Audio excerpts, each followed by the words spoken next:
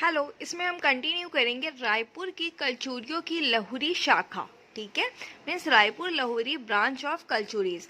अब यहाँ पे देखेंगे 14वीं सदी के अंत में वीर सिंह देव के शासनकाल के दौरान रतनपुर की कलचुरी शाखा का दो भागों में विभाजन हो गया, जिसकी जानकारी ब्रह्मदेव के रायपुर व खल्लारी शिलालेख से होती है। 14वीं सदी के अंत में रतनपुर के राजा के एक रिश्तेदार लक्ष्मी देव को प्रतिनिधि रूप खल्लवाटिका भेजा गया और लक्ष्मी देव वहीं का होकर रह गया। लक्ष्मी देव के पुत्र सिंघन देव ने अपने शत्रुओं से शिवनाथ नदी के दक्षिण में स्थित 18 गढ़ों को जीत लिया।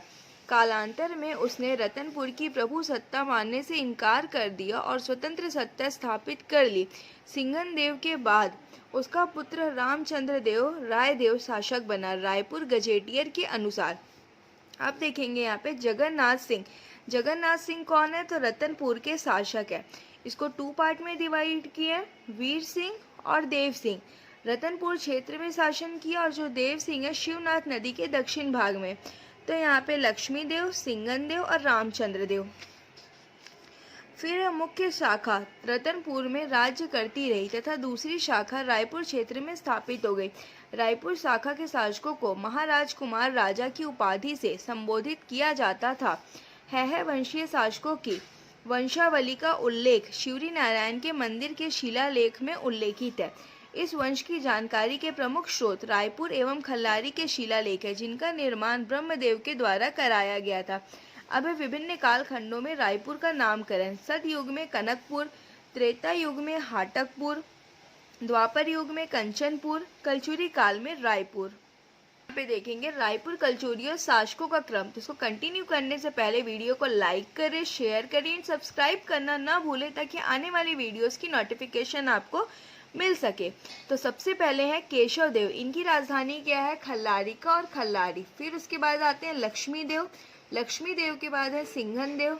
फिर रामचंद्र देव, इन्होंने रायपुर शहर की स्थापना की। ब्रह्मदेव, ब्रह्मदेव के नाम पर रायपुर शहर रखा गया। फिर केशव देव, भुवनेश्वर देव, मान सिंह देव, संतोष सिंह देव, सूरत सिंह देव, सैन सिंह देव, चामुंडा सिंह देव, वंशी सिंह देव, धन सिंह, जैत सिंह, फतेह सिंह, याद सिंह, सोमदत्त, बलदेव, उमेद सिंह, बनवीर सिंह और अमर सिंह। इतने सारे शासकों का क्रम है, लेकिन इसमें जो इम्पोर्टेंट है हम सिर्फ वही करेंगे। ठीक है, अब यहाँ पे देखेंगे रायपुर कलचुरी शासकों का विवरण। तो फर्स्ट है केशव देव, ये इम्पोर्टेंट है। राजधानी क्या थी तब हमारी? खल्लारी। रायपुर कलचुरी शाखा वंश का प्रारंभ होता है रायपुर की लहुरी शाखा के संस्थापक परंपरागत रूप से, जबकि आयोग द्वारा रामचंद्र देव को संस्थापक के रूप में लिया गया है। फिर उसके बाद आते हैं सिंघन देव। सिंघन देव खल्लारी शिलालेख के अनुसार लक्ष्मी देव के पुत्र सिंघन देव ने शत्रुओं से 18 गढ़ों को जीतकर उन पर अधिकार प्राप्त किया था। फिर है रामचंद्र देव।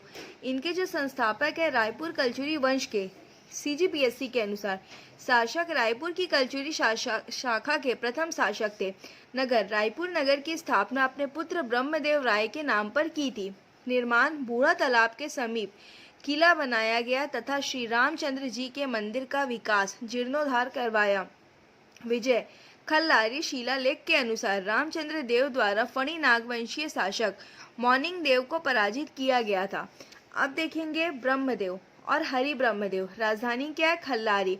सेकेंड है रायपुर। इन्होंने ही 1409 में खल्लारी के स्थान पर रायपुर को अपनी राजधानी बनाई।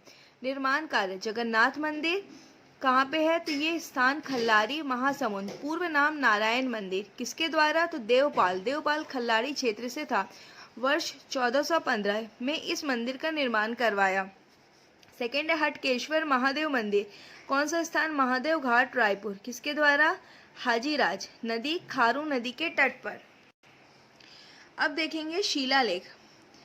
विशेष इन्हीं के नाम पर रायपुर शहर का नामकरण किया गया। अमर सिंह रायपुर लहुरी शाखा के अंतिम शासक थे। बिम्बाजी भोसले शासक बनने के बाद अमर सिंह को राजिम, पाटन एवं रायपुर के 3 परगने प्रदान किए। पाटन, रायपुर एवं राजिम परगने के एवज में बिम्बाजी भोसले ने 1750 में 7,000 रुपये वार्षिक भेंट लेकर अमर सिंह को शासन से अलग कर दिया। इनका ताम्रपत्र 1735 आरंग से प्राप्त हुआ, जिनमें उन्होंने नंद ठाकुर को कुछ रियासतें प्रदान की। 1753 में अमर सिंह की मृत्यु के पश्चात शिवराज सिंह उत्तराधिकारी बने। अब यहाँ पे देखेंगे शिवराज सिंह देव। शिवराज सिंह अमर सिंह की मृत्यु के समय तीर्थ यात्रा पर गया हुआ था। इसके लौटने के पहले ही मराठों द्वारा रायपुर, राजिम व पाटन को जब्त कर लिया गया था। विशेष अनुरोध पर जीवन गुजारा के लिए इसे महासमुंद तहसील के अंतर्गत बड़गांव सहित कर मुक्त 5 गांव दिए गए। सन 1822 में भोसला शासक ने बड़गांव को भी छीन लिया। इस प्रकार 1822 में रायपुर शाखा के कलचुरियों की रही सही सत्ता भी समाप्त हो गई। फिर आते हैं कलचुरी सत्ता के पतन के प्रमुख कारण। कलचुरी सत्ता के जो पतन हुआ उसके कारण क्या क्या थे? 18वीं शताब्दी के दौरान कलचुरी शासकों की केंद्रीय सत्ता के कमजोर होने व मोहन सिंह के षड्यंत्रों ने प्रदेश में एक नवीन राजनैतिक शक्ति के उदय के लिए अनुकूल माहौल प्रदान किया। सन 1741 में नागपुर के भोसला वंश के सेनापति भास्कर पंत ने रतनपुर पर आक्रमण किया, जिसमें तत्कालीन वृद्धि कलचुरी रघुनाथ सिंह ने आत्मसमर्पण कर दिया। इसके पश्चात मराठों ने सन 1750 में रायपुर की लाहौरी शाखा के कलचुरी शासक अमर सिंह को अपने नियंत्रण में से लिया। इस प्रकार 750 वर्षों तक शासन करने वाले कलचुरी शासकों का शासन समाप्त हो गया। तो ये यहाँ पे कंप्लीट होता है। नेक्स्ट वीडियो में कवर करेंगे कलचुरी कालीन शासन व्यवस्था। Okay, thanks for watching.